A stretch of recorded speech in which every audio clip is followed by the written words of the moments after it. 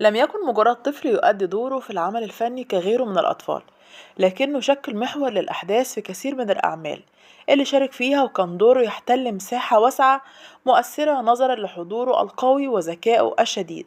ارتبطت أفلام الأبيض والأسود بظهوره فيها إلى جانب فنانين كبار زي فريد شوقي وزكي رستم وغيرهم من الفنانين. هو ذلك الطفل الذي جسد دور ابن الفنان فريد شوقي في فيلم رصيف نمرة 5، وهو أيضا ابنه في فيلم الأسطى حسن. إنه سليمان الجندي، أحد أشهر أطفال السينما المصرية في القرن الماضي. الجندي من مواليد 24 أغسطس سنة 1945، ويعد أحد أشهر الممثلين الأطفال في السينما المصرية وأكثرهم تواجد وذكاء. درس سليمان الجندي في معهد السينما وشارك في بعض الأفلام وهو في مرحلة الشباب، منها فيلم أم العروسة مع الفنان عماد حمدي والفنانة تحية كاريوكا، ولكنه لم يلقى النجاح المعهود.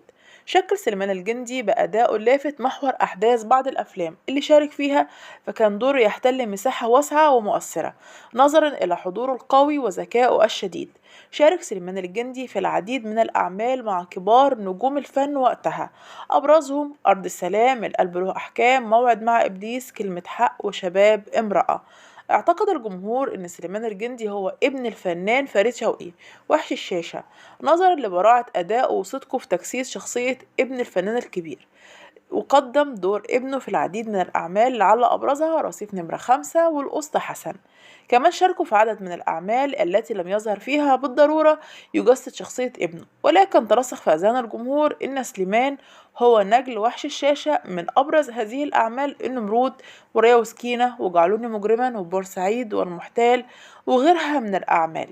اتنبأ النقاد وقتها بمستقبل فني باهر بينتظر الفتى الصغير سليمان الجندي، لكنه لم يحالفه الحظ في مرحلة الشباب مثلما حقق شهرة ونجاح في الطفولة.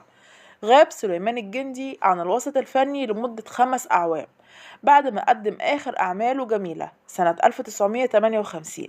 كان وقتها عنده 13 سنة، وظهر شاب يافع بعمر 18 في فيلم أم العروسة اللي اتعرض سنة 1963. بعدها قدم هي والرجال والنصف الآخر.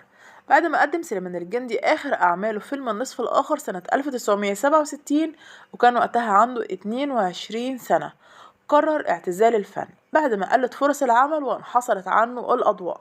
استقر الحال بسليمان الجندي في مدينة الإسكندرية، وعمل في نفس المهنة التي عمل بها إخواته وهي تجارة السيارات، وافتتح معرض سيارات بالإسكندرية وظل بها حتى وفاته سنة 1996. الله يرحمه ويتجاوز عن سيئاته.